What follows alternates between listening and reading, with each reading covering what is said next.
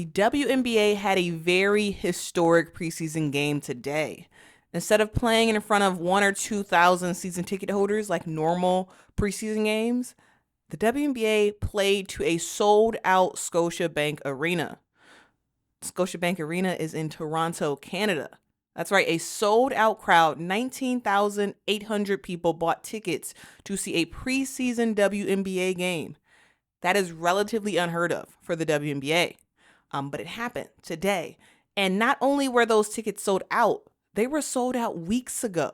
For those who aren't aware, Scotiabank Arena is the home arena for the Toronto Raptors in the NBA, but it's also the home arena for the Toronto Maple Leafs, which is an NHL team.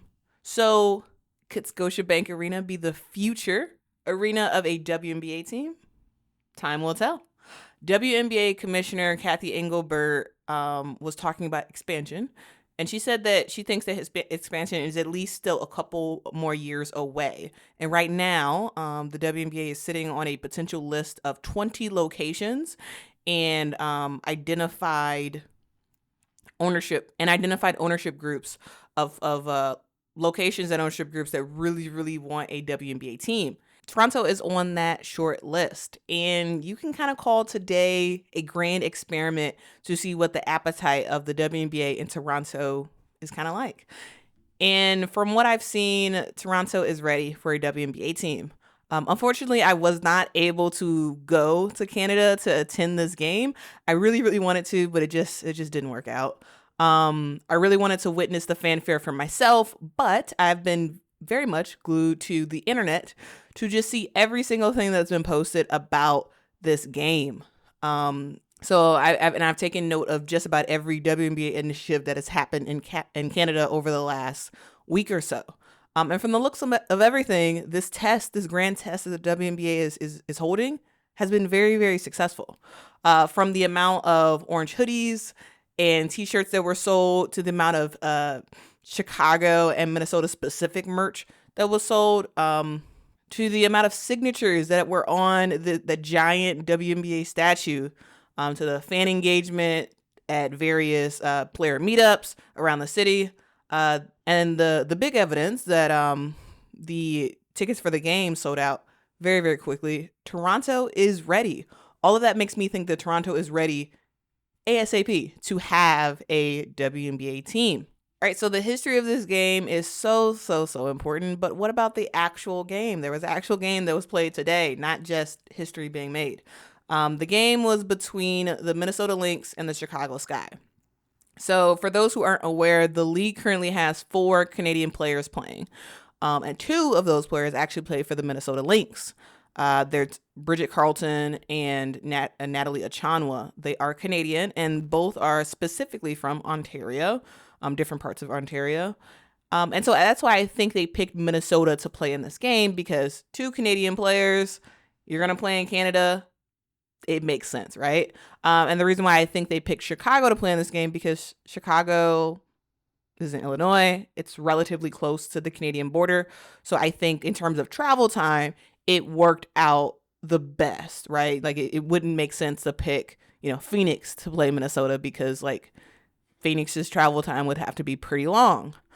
So it makes sense that both Minnesota and Chicago is close to Canada, and also Minnesota has some Canadian roots on their team. So that's why I think they picked, the WNBA picked Minnesota and Chicago to play in this game. Bridget Carlton did play in this game. Natalie Achanwa did not. She was in the arena and taking a video and really enjoying the atmosphere of the game, but she did not play. She recently had a baby, so it makes sense. And before I actually talk about gameplay, I want to talk a little bit more about the overall game in general. So the game was live streamed on WNBA League Pass. For those who weren't aware of that, when you're done with this video, just click out and go over to WNBA.com. Go to WNBA League Pass.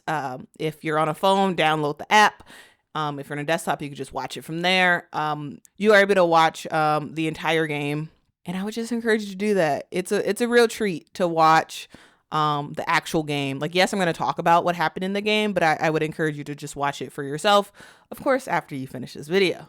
So like I said, the game was live streamed on WNBA League Pass, which was a huge treat for fans because literally just about no preseason games have been available on League Pass. Even today's game of the New York Liberty versus the Las Vegas Aces, the game that we really, really, really want to watch is not available on League Pass. So we have been treated, and we are able to watch this particular game on League Pass. So watch it before they remove it. I don't think they'll remove it, but just in case they do.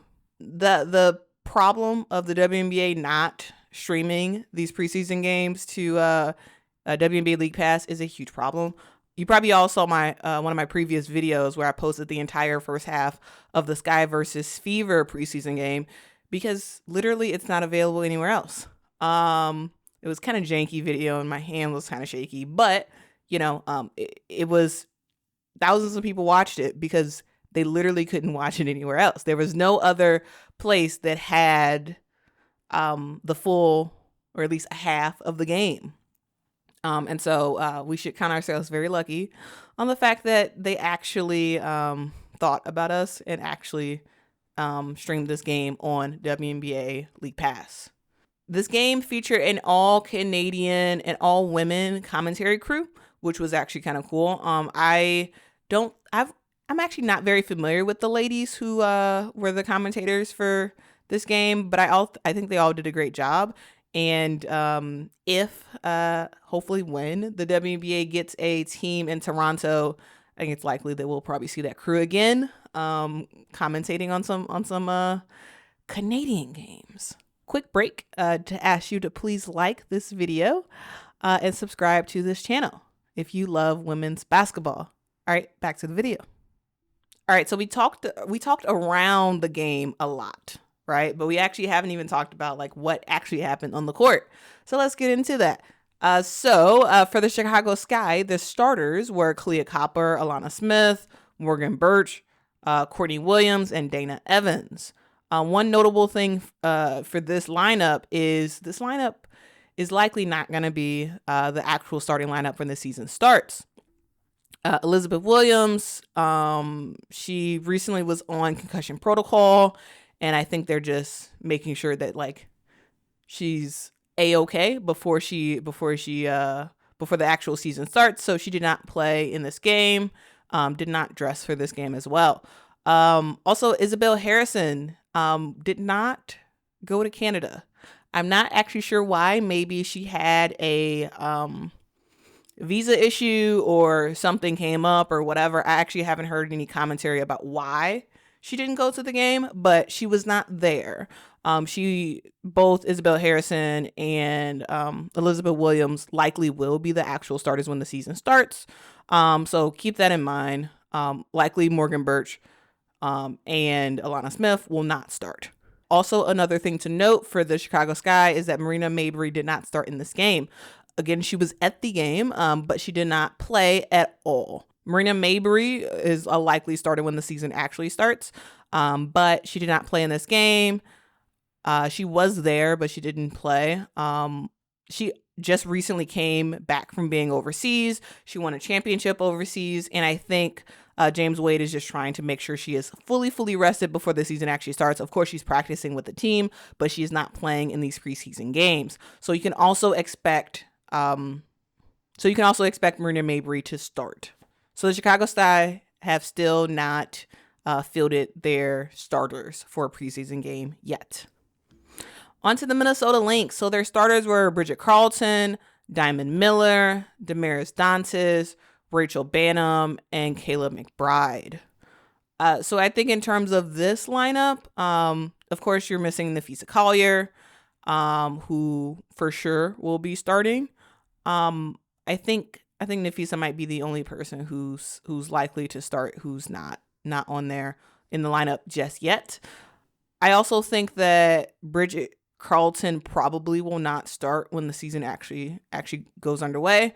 I believe she started today because this game was on Canadian soil and she's a Canadian player. So I think it fit for like a hometown or It kind of fit as like a hometown feel of sorts. So I think that's why she got the nod to start. I think it's likely that when the season actually comes around, she will not start, and maybe Aerial Powers will probably be in that spot, but we will see. All right, so those were the starters for today's game. The game had a very slow start. Like the first couple minutes in, it was a lot of turnovers, lots of missed layups, so kind of sloppy play. But both teams really got into it and really made it into a game. It was pretty close throughout the first and second quarter, with Chicago just sort of like edging over the Minnesota Lynx. Going to the second quarter again, both teams were kind of even. The third quarter is really when the Minnesota Lynx decided to wake up and really play in this game, and they just blew Chicago out of the water, and was just playing great. I think going into the fourth quarter, Chicago kind of got their momentum back and really finished off this game strong to win the game. The final score was 82 for the Chicago Sky, 74 for the Minnesota Lynx. So a very good showing for both teams. They scored quite a bit of points, which is helpful when you're trying to not only gauge fan engagement, but also give the fans a great show to incentivize them to like stay up with the WNBA, right? So having a relatively, high-ish scoring for a preseason game is really good. So in terms of players who did really well today, I would say for the Chicago Sky, it was Kalia Copper, who is just truly the leader of this team and has really owned that for herself. She played really good. She finished with 18 points and a total of 9 rebounds and 2 assists. And also for the Chicago Sky, Robin Parks had a great game. She ended up scoring 12 points in today's game on 4 of 9 shooting. Actually, 4 of 6 from 3-point line. So like kind of cool. One thing about Robin Parks is I'm actually really not sure if she actually makes this team. But if she does, for the games that are on TV, for the Sky games, you're gonna hear a lot of, "Oh, she's a 30-year-old rookie," kind of like you did last year with Rebecca Gardner, where everybody was just so focused on her being a older rookie. I really like Robin Parks. I think she would be a great asset to this team. I really don't think, as of right now, I'm not sure if she's going to be one of the 12. I like her. I think she's very talented. I think she is a phenomenal player and could just really give us a great spark off the bench. But I'm not sure if she's going to be one of the 12, but we will see.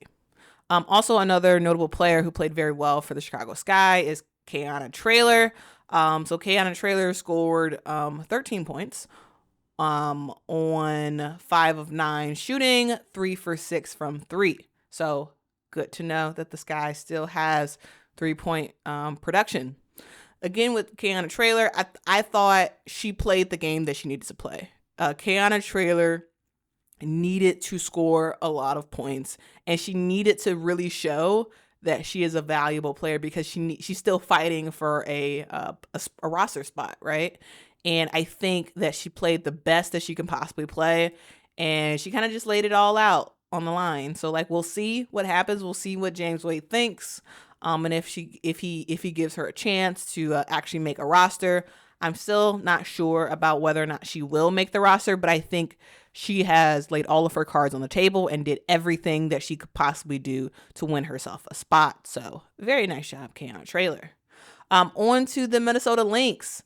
Of course, the Minnesota Lynx will have stellar play from Kayla McBride.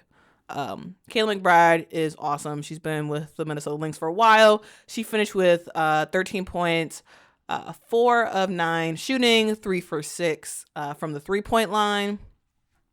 So yeah, Kayla McBride doing Kayla McBride things. Also, Rachel Banham was pretty good today, scoring 13 points on 4 of 8 shooting, 2 for 5 from 3-point. Rachel Banham, I like her. The one thing about Rachel Banham is she can shoot in spurts, right? She can go off in a span of a couple minutes and just be balling. I like her. I think she's a great shooter and can get hot really fast. But she does get winded quite a bit. So like that's kind of one thing to note. Tiffany Mitchell. Tiffany Mitchell used to be on the Indiana Fever, and now she is with the Minnesota Lynx. And today she just showed off what she can do. Everyone knew that Tiffany Mitchell can score. She did it when she was with Indiana, and she is continuing to do it on Cheryl Reeves' Minnesota Lynx. She finished the game with 19 points, 6 of 8 from the field, 1 of 1 from 3. Yeah, she's just a good player. I thought she played pretty well. So yeah, those are the players who I thought played really good. What do you all think? Did you all watch the game? Let me know how you thought it turned out. Who do you think earned a roster spot today? If you think anybody earned a roster spot. All right, so that was the gameplay, right? So Canadian fans were treated to a phenomenal game with 2 middle of the pack, probably lower of the pack teams who gave a good show. With the success of this game, there's lots of people wondering, will the WNBA actually expand to Canada and have a team located in Toronto? The answer is still not very clear. Yes, of course, as I said, Toronto is one of the 20 locations that have been identified by the WNBA. However, there's some stuff to kind of, keep in mind, right? So when you're thinking about a Canadian team, you have to think about travel and scheduling that needs to be worked out. So the WNBA is a small league, and they have 12. So the WNBA is a very small league. They have 12 teams right now. And expanding for your 13th and 14th team, having one of those teams in Toronto, I think could be very challenging for a league that is so small. I do think as the WNBA expands to, I would say, 18 or 20 teams, to me, then it makes sense to move over to Canada for like logistical and also financial reasons. I do hope that the WNBA expands fairly quickly. We're seeing on the NWSL side where they are just expanding like left and right. They recently announced that they're going to do more expansion coming very soon. And the NWSL is a very small league. For those who aren't aware, NWSL is a National Women's Soccer League in the U.S. And they have teams spread across the country. Right now, they're at 12 teams right now. They are going to expand to 14 teams, and they're doing it. And they're just expanding faster than the WNBA. So I hope that the WNBA really gets their gears in order and decides to expand quickly. I believe the expansion to Toronto should wait until there's a little bit more in terms of team depth, right? Get around the 18 to 20 team mark, and then I think it makes a lot of sense. Another thing that you'll need having a team in Canada is you'll need enough interest and support, and I think today has helped to show that there is enough interest and support, especially if you can get the Toronto Raptors to sort of back the team as well and kind of have like a sister team situation, kind of like how like the Washington Mystics and Washington Wizards are kind of together, right? Like the LA Sparks and the LA Lakers. So I think for them to make it, they kind of need a NBA partner, though it's not fully necessary, right? Because the Chicago Sky they're not officially partnering with the Bulls. I mean, they have a friendly relationship, but it's not like the Bulls and Sky are not fully connected, right? Same thing with Aces. The Aces don't have an NBA team that kind of vouches for them. I do believe that the WNBA expanding to Canada eventually is going to be a great move for the league. There are so many Canadian players and that have played in the WNBA. Right now, there's currently 4, but there's a ton of players who played in the past on the international stage. Canadian basketball is on their way up in terms of their performance on the world stage. Having a team that is located in Canada, I think, will just help grow women's basketball in Canada and really give young girls teams that they can watch, or at least a team that they can watch and travel to easily, and they can see themselves being WNBA players in the future. So I think it'd be all positives if the WNBA actually decided to go to Canada. So yeah, in conclusion, this was a great game. The first WNBA game on Canadian soil was a huge success. And it is clear that there is demand for a league expansion into Canada. And not just expansion in Canada, but just expansion, period. Women's basketball fans are hungry for an expansion of the league, and I hope that it happens. They can just kind of look at the NWSL as proof that, the NWSL has expanded a couple of times very recently, and some of their new teams are killing it in terms of attendance, right? You have Angel City FC, and you have San Diego Wave, two NWSL teams, two of the newer teams that have just broken attendance records in the NWSL in excess of 10,000, 12,000, 15,000 for a women's soccer game. I think that is possible for the WNBA if they just expand. And I know they're taking their time, and I understand that, and I think it's very important to be fiscally conservative. But I think if you build it, I believe they will come. I really do, especially if you're strategic about the different locations. And today was a great test, and I hope that the WNBA does this again, right? For next year's preseason, I'm hoping that the WNBA decides to make all the preseason games sort of on the road games, where instead of Chicago playing a preseason game in front of their home crowd, instead of that, maybe they're playing somewhere else in one of those 20 different locations, right? If we can get the Sky to have a preseason game in Philadelphia, right? That would be kind of great, because Clea Copper's from Philadelphia. I think Philadelphia is a contender for a expansion team. If we can get a WNBA preseason game there, if we can get a WNBA preseason game in the Bay Area, just sort of all around, all Nashville, all of the different places that are possible contenders on that list. If we can get WNBA preseason games there and do the same exact experiment that they did in Canada, make a big splash, go to the local market, partner with different community groups, and get the places sold out, build fanfare, and then expand. I'm really hoping that this is what the WNBA decides to do, but we will see. What do you all think about expansion? Let me know in the comments what you think about expansion, specifically expansion to Toronto, expansion through the rest of the U.S. Just let me know your thoughts. Also, if you watched the game, let me know what you thought about the game. Personally, I think it's always fun to watch Cheryl Reeve coach against one of her proteges. I think it's really fun. Like, Cheryl Reeve is a big basketball tree in women's basketball, right? There's a lot of coaches who are her assistant coaches that have gone off on the WNBA and also college and have done great things. And so it was great to see Cheryl Reeve coach against James Wade, who used to be an assistant coach for the Minnesota Lynx.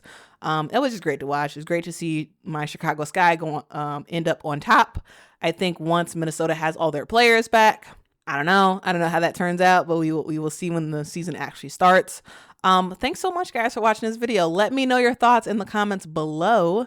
All right, thanks so much again for watching. If you have not yet, please like this video and please subscribe. And if you want to hear thoughtful commentary about the WNBA, I ask that you subscribe and you like, because I will continue to bring you both WNBA coverage, but also coverage on the women's college game.